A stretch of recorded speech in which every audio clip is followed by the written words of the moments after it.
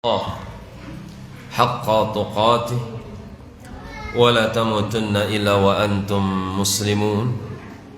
فقال سبحانه: يا أيها الذين آمنوا اتقوا الله وقولوا قولا سديدا يصلح لكم أعمالكم ويغفر لكم ذنوبكم ومن يطع الله ورسوله فقد فاز فوزا عظيما.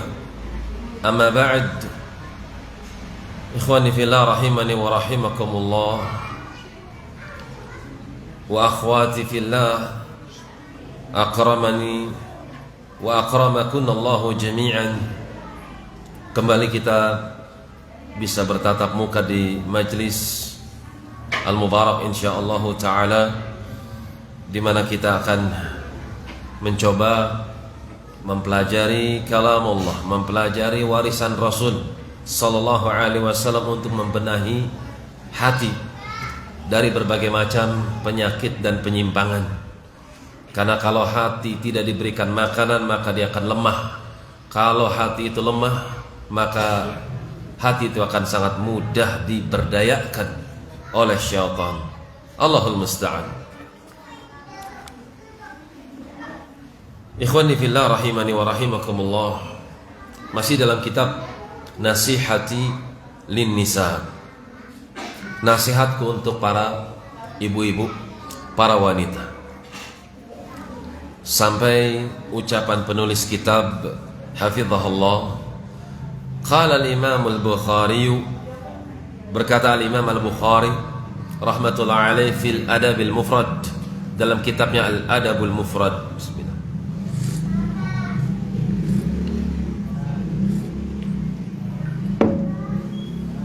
Di sini ada pelajaran adabul mufrad enggak? Ada. Apa arti al-adabul mufrad? Riyadhus Shalihin, tamannya orang-orang yang saleh. Al-adabul mufrad, apa artinya?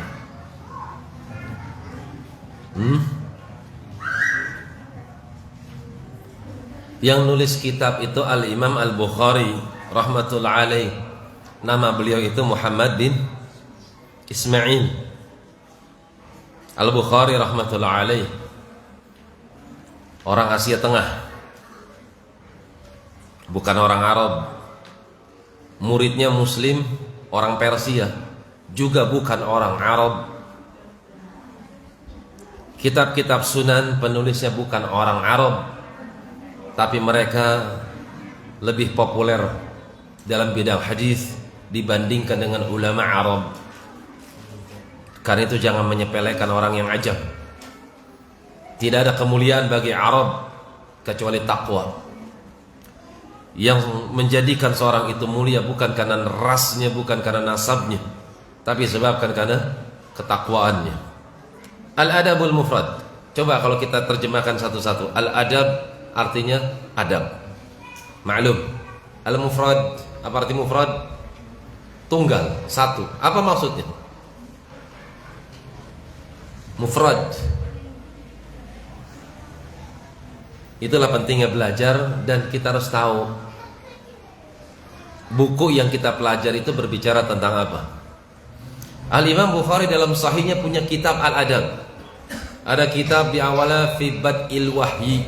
Ini yang pertama, kitab tentang awal mula diturunkannya wahyu.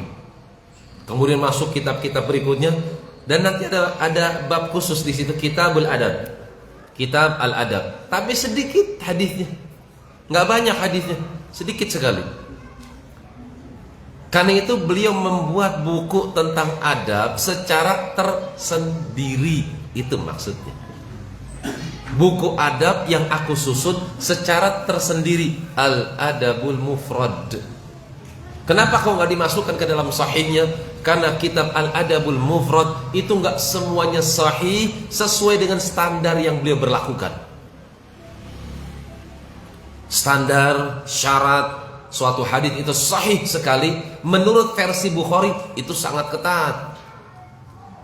Sampai-sampai para ulama nggak bisa mensyaratkan seperti syarat Bukhari. Contoh, Qala haddatsana al-Humaydi qala haddatsana Sufyan an Yahya ibn Sa'id al-Ansari an Ibrahim at-Taimi an Alqamah ibn Waqqas al-Laythi an Umar radhiyallahu ta'ala anhu. Jelas udah sampai Umar berarti an Rasulullah sallallahu alaihi wasallam. Kan gitu. Ketika Al-Bukhari membawakan riwayat dari Humaydi, dari Sufyan, dari Yahya ibn Sa'id. Yahya bin Sa'id ini ustadznya Malik ibn Anas. Kemudian masuk kepada Ibrahim at-Taimi, kemudian masuk kepada Alqamah. Syarat Imam Bukhari, rawi-rawi yang disebutkan itu harus ketemu. Al-Humaydi meriwayatkan dari Sufyan, harus ketemu dengan Sufyan. Jangan cuma dengar katanya, nggak boleh. Ini syarat ketatnya Bukhari. Kalau syaratnya Muslim, itu lebih ringan lagi. Nggak harus ketemu antara satu rawi dengan rawi berikutnya. Yang penting ada kemungkinan ketemu. Karena itu Sahih Muslim levelnya di bawah Bukhari. Ketat Bukhari itu. Jadi kitab atau hadis yang disebutkan dalam kitab Al-Adabul Mufrad itu tidak diberlakukan syarat sahih sesuai versi beliau Bukhari rahimahullahu taala. Karena itu wajar kalau di dalam kitab Al-Adabul Mufrad setelah dikoreksi sama ulama belakangan seperti Albani rahmatullah alaih, ternyata ada yang tidak sah dari Nabi. Ada rawi yang lemah. Kenapa? Karena ini berbicara tentang etika beliau, bukan tentang akidah. Karena itu beliau membawakan hadis-hadis yang memungkinkan masih bisa diangkat menjadi hadis yang hasan, maka beliau masukkan ke dalam kitabnya. Ini sepintas tentang Al-Adabul Mufrad. Saf'ah 77 wa 100, halaman 177. Qala haddatsana Qurat bin Habib qala haddatsana Iyas ibn Abi Tamimah an Atha ibn Abi Rabah, sampai kepada Atha ibn Abi Rabah an Abi Hurairah radhiyallahu ta'ala anhu, dari Abu Hurairah. Kalau versi Al-Adabul Mufrad ini dari sahabat Abu Hurairah. Tapi kalau dari versi yang lain itu dari sahabat Ibnu Abbas radhiyallahu taala anhuma. Kalau di sini yang cerita Abu Hurairah. Kalau versi Bukhari, Sahih Bukhari bahkan lebih tinggi levelnya, itu dari Ibnu Abbas radhiyallahu taala anhu. Qala, seperti apakah kisahnya? Ja'atil huma ila Nabi sallallahu alaihi wasallam. Ada seorang perempuan yang dia sakit.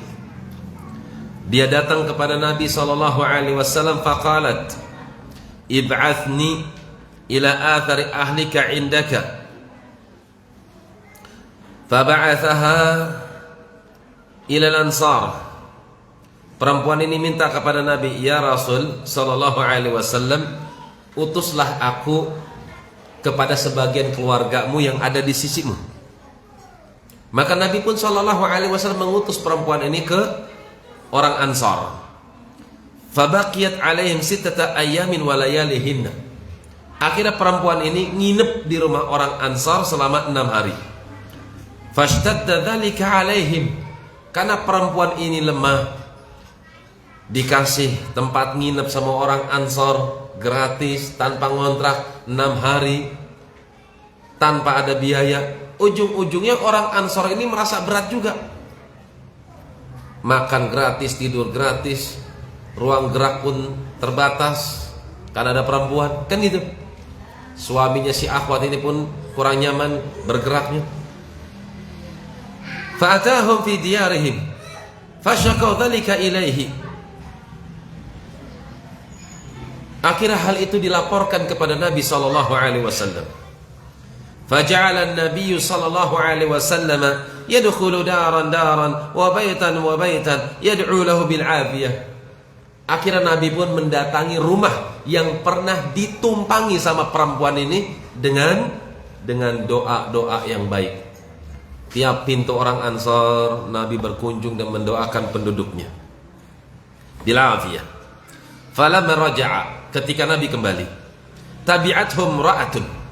Ternyata ada perempuan yang lain ngikutin Nabi sallallahu alaihi wasallam, minhum faqalat, terus berucap, "Walladzi ba'atsaka bil haqqi inni laminal ansar." Ya Rasulullah, demi Allah yang telah mengutus Anda dengan membawa Islam, kebenaran, aku juga sama wanita Ansar, penduduk kota Madinah. Wa inna abi laminal ansar, bapakku juga sama penduduk asli kota Madinah, orang Ansar. Fad'ullaha li kama da'awta lil ansar. Aku minta doa kepada engkau ya Rasul sallallahu alaihi wasallam seperti engkau telah mendoakan kaum Ansar. Qala ma syi'ti, ya sudah terserah kamu. In syi'ti da'awtullaha an yu'afiyaki wa in syi'ti sabarti walakil jannah. Ternyata Nabi sallallahu alaihi wasallam, atau jatil huma ila nabi, atau saya ulang terjemahnya, jatil huma ila nabi faqalat ib'adni ila athari ahlika indaka fab'atha ila al-ansar fabaqiyat alaihim 6 ayamin wa layalihinna fashtadda dhalika alaihim fatahum fi diyarihim fashaku dhalika ilaihi. Terjemahnya afwan, ada yang keliru di situ. Demam kota Madinah. Jadi dari dulu kota Madinah itu dikenal ada demamnya, wabah Madinah. Dari dulu orang Mekah datang ke Madinah, kondisinya baru sedang ada demam, langsung kena demam. Biasanya seperti itu. Orang Madinah mereka lebih kuat. Kenapa? Karena mereka lebih tahu keadaan. Maka Nabi SAW, beliau tinggal bersama mereka selama 6 hari. Kemudian mereka merasakan beratnya mengalami wabah tersebut. Maka Nabi mendatangi rumah per rumah mendoakan kebaikan untuk orang-orang Madinah yang mereka terkena demam Madinah. Maka diikutilah beliau oleh seorang wanita, yang wanita ini kebetulan rumahnya nggak disamperin Nabi Sallallahu Alaihi Wasallam, dan ngiri ingin mendapatkan doa seperti orang-orang Ansar mendapatkan doa. Maka beliau mengatakan, ya Rasulullah, saya wanita Ansar, bapak saya juga Ansar. Kenapa kau tidak doakan kepada aku dan bapakku seperti kau doakan penduduk Madinah yang mereka terkena wabah? Saya juga sama kena wabah Madinah, sama-sama sakit. Tapi lihat kata Nabi Sallallahu Alaihi Wasallam, ma syi'ti, terserah anti. Kalau gitu, anti ingin mendapatkan doa dari saya, terserah anti. In syi'ti, aku pilih, tapi aku berikan pilihan untuk engkau. In syi'ti da'autullaha, kalau kau pengen, hai perempuan, aku akan berdoa kepada Allah an yu'afiyaki, agar Allah menyembuhkan engkau daripada demam Madinah.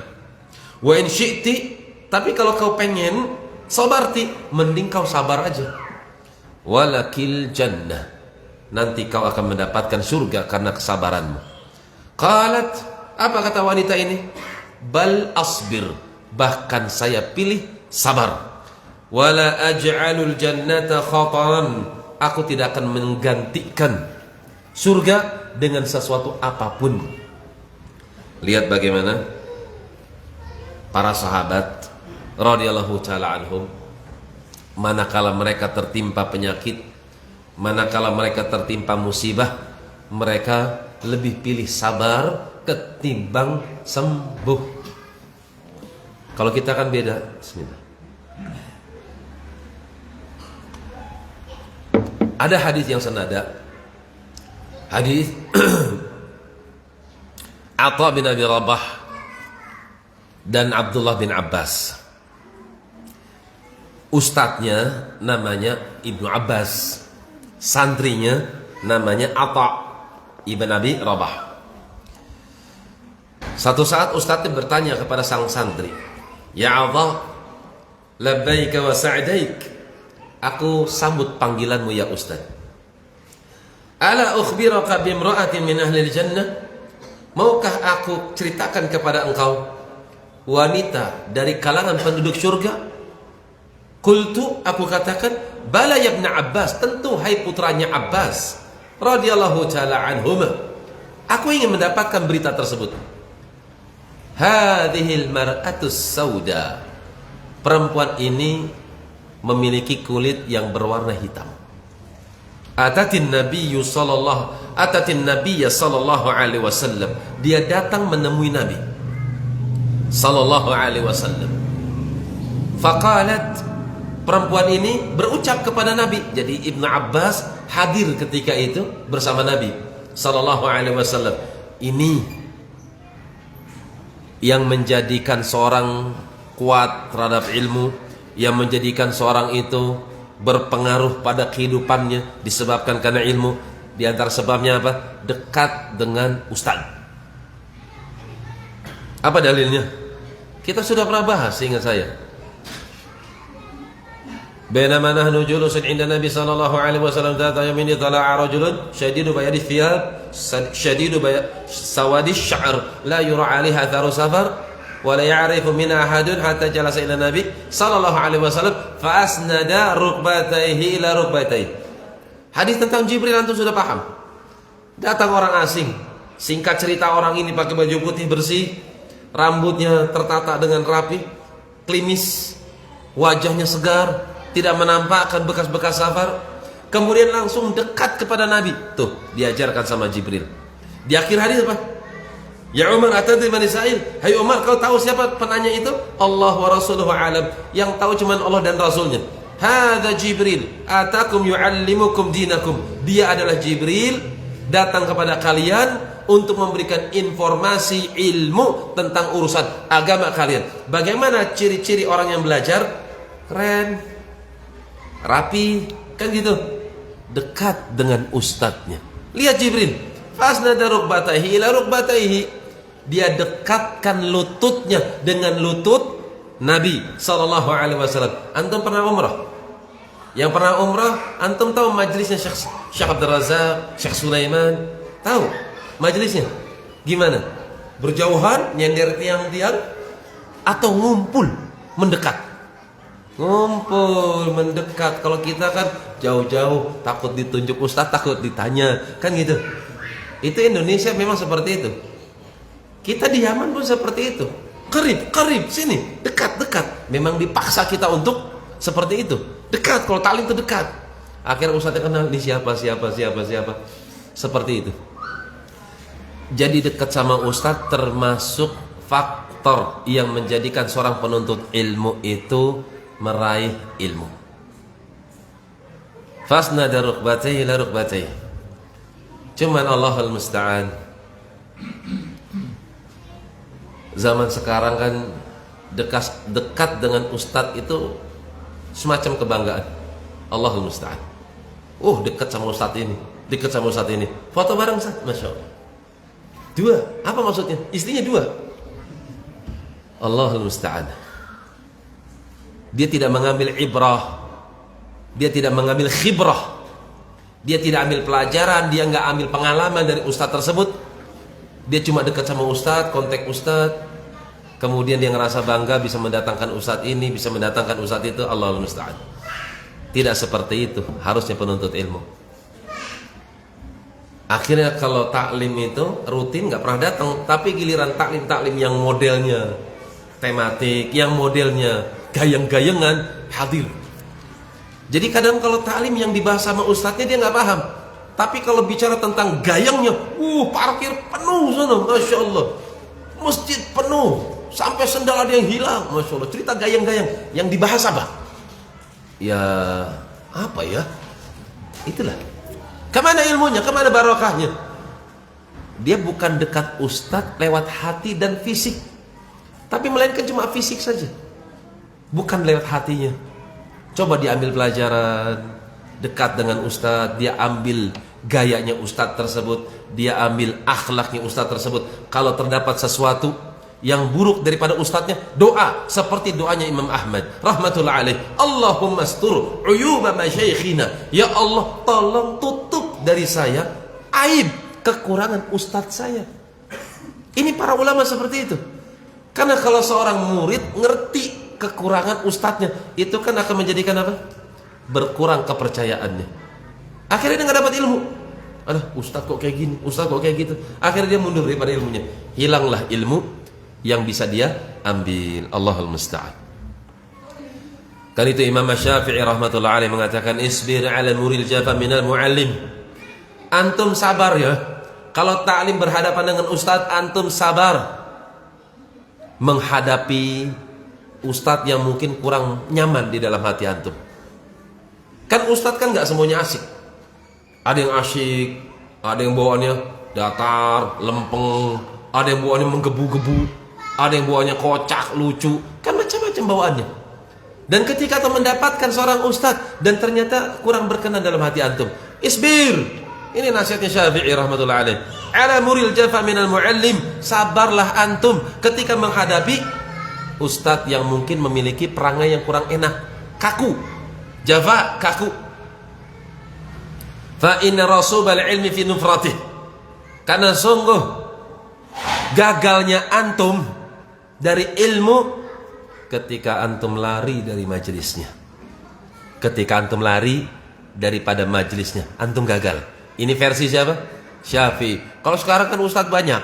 Ah, nggak cocok, kabur, ganti majelis ini. Kan kita seperti itu. Nah, ustadz ini nggak asyik, cari majelis yang lain. Hilang dari majelis ini, pindah ke majelis yang itu. Ya terserah, itu hak antum. Akan tapi barakallahu fikum, ustadz yang sebenarnya yang memberikan ilmu, yang ilmu tersebut tumbuh dalam hati antum adalah ustadz yang sabar mengajarkan ilmu kepada antum secara rutin. Tuh pegang baik-baik tuh ustadznya tuh. Adapun ustadz-ustadz luar datang rame, itu iklan aja. Cuman penghibur bagi hati saja, bukan penguat bagi hati antum. Betul, ada orang dapat hidayah, ada orang mendapatkan sesuatu dari majelis ta'lim. Betul, itu barokah daripada majelis ta'lim. Tapi ilmu yang mengokohkan antum di sirat, ilmu yang mengokohkan antum ditanya sama mungkar wa nakir, itu tidak akan antum dapatkan kecuali antum komitmen di majelis. Enggak sebulan sekali, enggak ketika takbir akbar aja, bukan. Justru ustadz yang menguatkan hati antum adalah ustadz yang bersabar meladeni antum tiap pekan, belajar akidah, belajar tauhid. Itu dengan sendirinya, sadar dengan enggak sadar, antum tuh punya tauhid kuat. Belum teruji, ketika muncul ujian baru teruji. Ketika teruji, ternyata ada sesuatu yang membantu antum. Siapa yang membantu itu? Hasil taklim rutin antum bersama sabarnya ustadz antum mengajarkan ilmu tauhid dan juga akidah. Allahul musta'an. Taib, Atha ibn Abi Rabah mendapatkan ilmu tambahan yang tidak dimiliki oleh selainnya. Atha bin Abi Rabah ini muftinya Mekah pada zamannya. Ada khalifah namanya Sulaiman, duduk di belakangnya.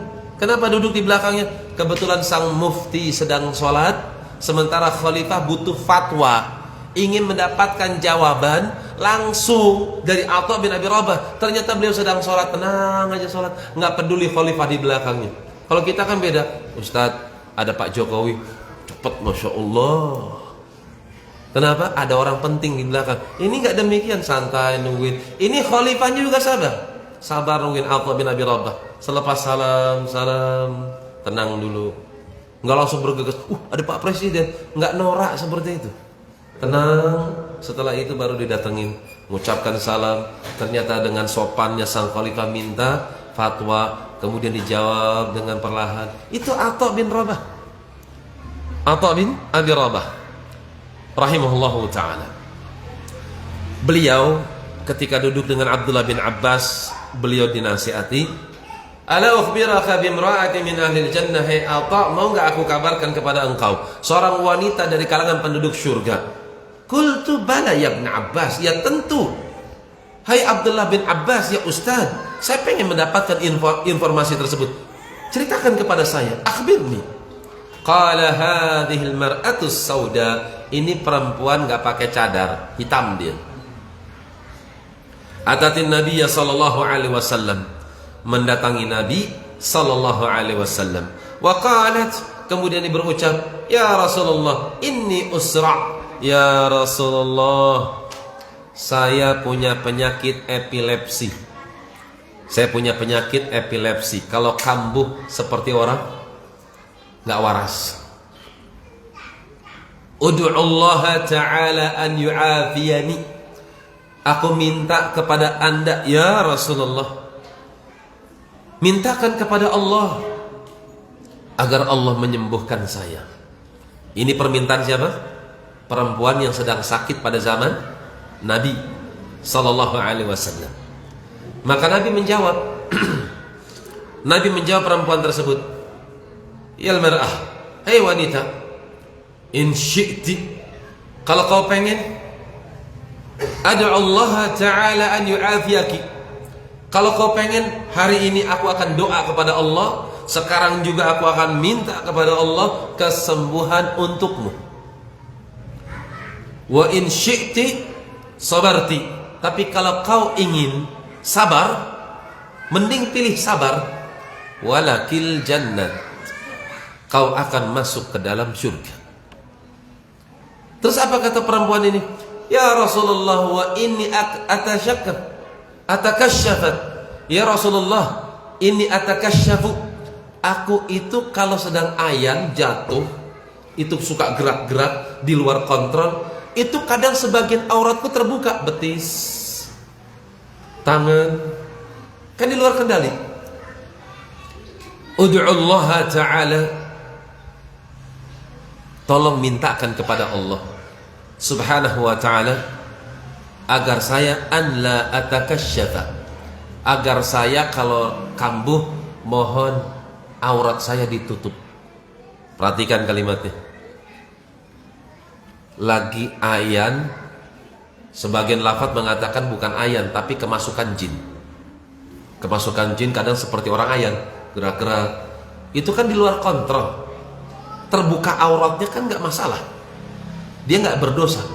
Tapi disebabkan malunya kepada Allah Subhanahu wa ta'ala, maka wanita ini meminta kepada Nabi, tolong minta sama Allah ketika kalau aku kambuh, mohon agar Allah menutup aurat saya. Maka Nabi SAW berdoa, "Ya Allah, ikshif, tolong ya Allah tutup aurataha, tolong tutup auratnya." Perempuan ini pilih sabar daripada sembuh. Perempuan ini pilih sabar daripada sembuh, padahal sembuh itu ada di depan mata. Kalau beliau minta kepada Nabi, "Ya Rasulullah, saya pilih sembuh saja, nanti saya bisa bertakwa, nanti saya bisa ini, bisa melakukan ini dan itu." Bisa aja. Tapi lihat perempuan ini, "Bal asbir, bahkan aku pilih sabar ya Rasulullah kalau begitu. Walakinnani atakasyaf, tapi kalau aku kambuh auratku terbuka, ud'ullaha ta'ala an la atakasyaf, tolong doakan kepada Allah agar aku tidak terbuka auratnya." Maka Nabi mendoakan, "Ya Allah, jangan biarkan wanita ini terbuka auratnya." Ternyata perempuan ini, kata Ibnu Abbas radhiyallahu ta'ala anha, tamshi fil aswaq. Perempuan ini berjalan di pasar sesuai dengan kebutuhan, butuh ini butuh itu, belanja ke pasar, kambuh, jatuh seperti orang gila. Apa kata manusia? Majnunah, perempuan ini enggak waras. Apa kata Ibnu Abbas? Wahiyya imra'atun min ahlil jannah, padahal dia adalah wanita yang sudah dipersaksikan oleh Rasul sallallahu alaihi wasallam termasuk wanita penduduk surga. Apa pelajaran bisa kita petik? Jangan dengarkan ucapan manusia tentang antum. Lihat wanita ini, penduduk Madinah nggak ngerti, mereka melihat, mengukur dan menilai sesuai dengan zahirnya. Wanita ini gerak-gerak sendirian, kadang di luar kontrol. Orang melihatnya apa? Majnunah, seperti orang gak waras. Mereka gak salah. Tapi lihat kata Ibnu Abbas, beliau saksinya, imra'atun min ahlil jannah. Antum dituduh apa pakai jenggot? Ibu-ibu dituduh apa pakai cadar? Ekstremis, radikal. Gak peduli ucapan manusia. Antunna sedang menjalankan perintah Allah Subhanahu wa ta'ala, nggak peduli apa ucapan mereka manusia. Kalau ini dikatakan wajib, lakoni. Kalau ini dikatakan haram, tinggalkan. Nggak peduli ucapan mereka manusia. Itu yang kita diajarkan sama para ulama, yang mereka para ulama mendapatkan warisan dari orang-orang sebelumnya, di mana orang-orang sebelumnya mendapatkan warisan dari Rasul sallallahu alaihi wasallam.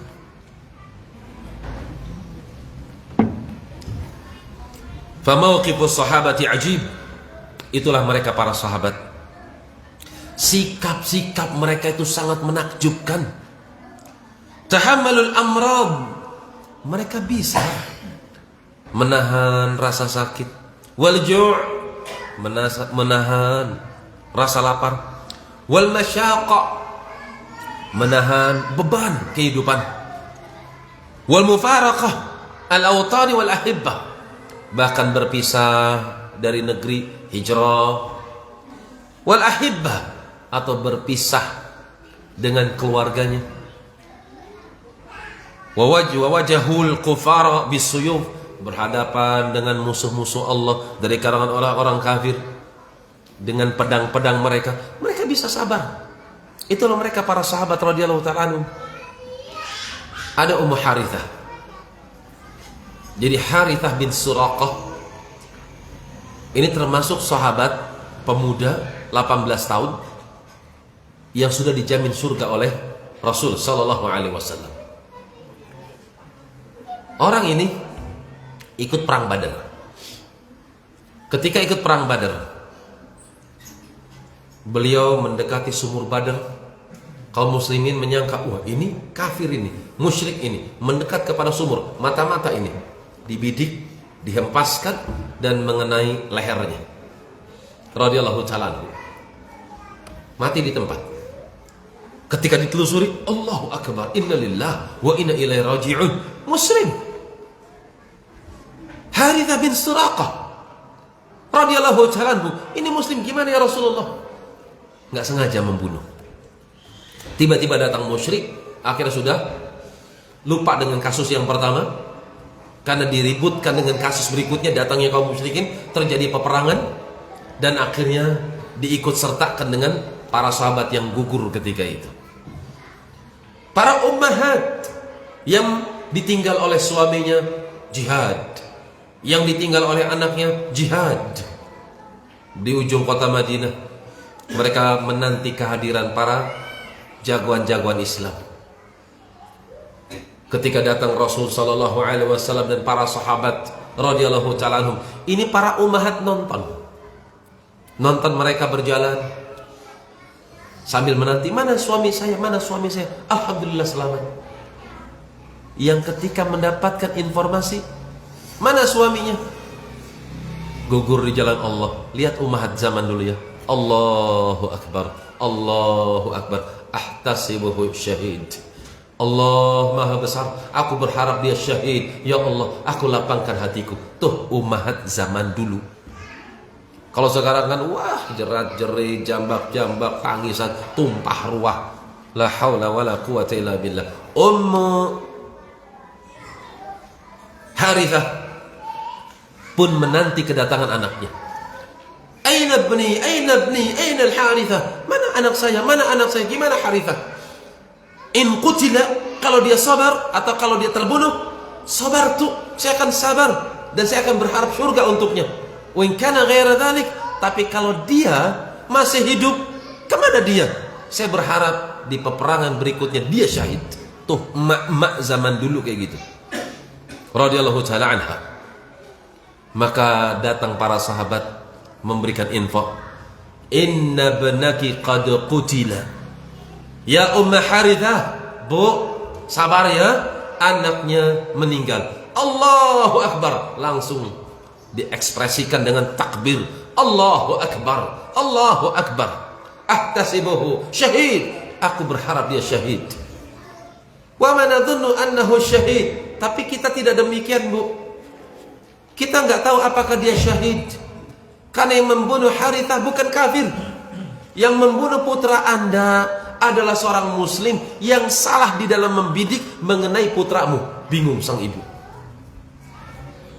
Aina Rasulullah sallallahu alaihi wasallam? Langsung cari mana Rasul sallallahu alaihi wasallam. Dicari itu Rasul sallallahu alaihi wasallam. Ketemu Rasulullah, ucapkan salam, kemudian langsung to the point.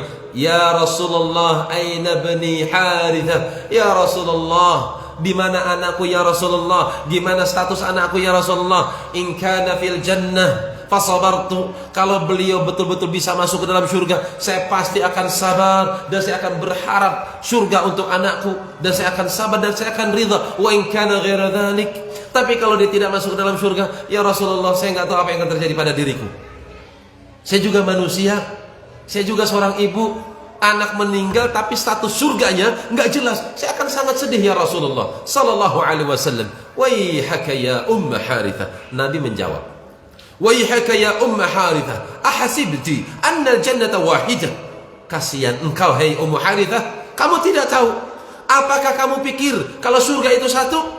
Innal jannah jinan, innaha jinan. Surga itu bertumpuk-tumpuk, Bu. Surga itu bertingkat-tingkat, nggak satu kotak gitu doang, nggak satu tempat gitu aja, tapi dia berlevel-level, bertingkat-tingkat. Wa innal Harithah fil firdausul a'la. Adapun putramu termasuk hamba Allah yang dimasukkan ke dalam firdaus yang amat tinggi.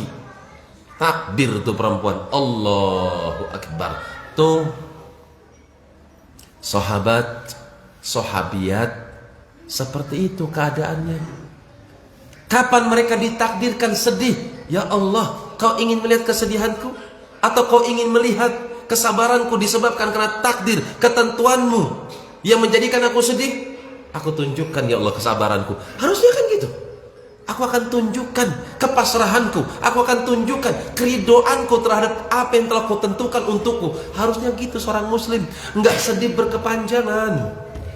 Aduh, gimana ini? Bujang, jomblo, lamar, akhwat, ditolak, stres, tinggal pengajian, nongkrong warung kopi, banyak ngelamun. Ditanya, kenapa antum?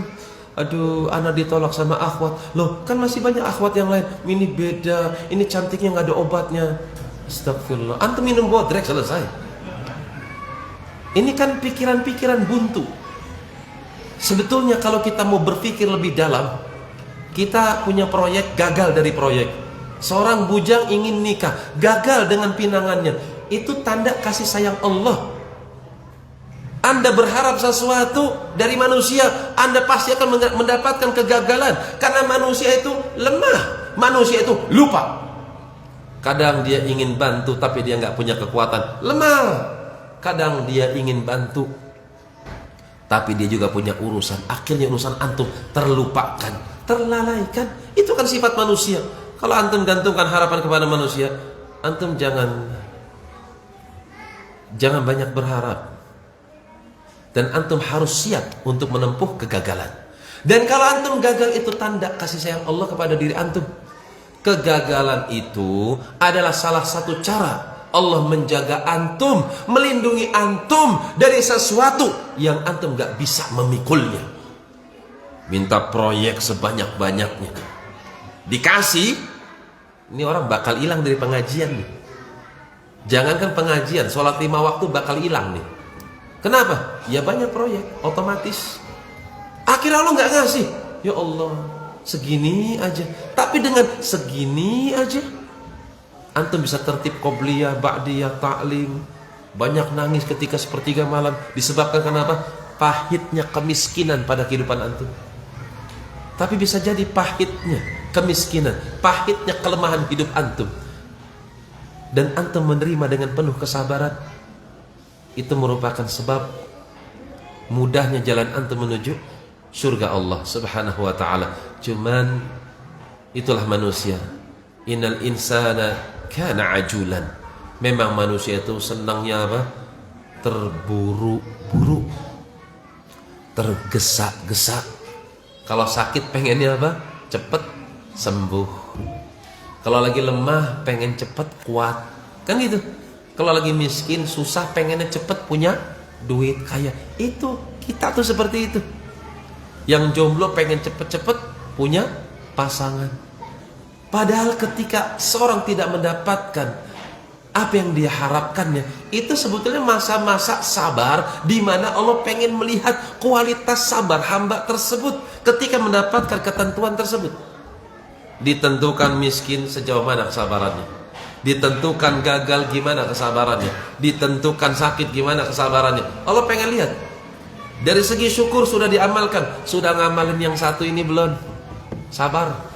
Lewat pintu sakit, sabar. Lewat pintu susah, sabar. Lewat pintu gagal, sudah lewat belum? Kalau belum, diletakkan sama Allah. Allah pengen lihat, kau bisa bersyukur, kau bisa bersabar atau tidak.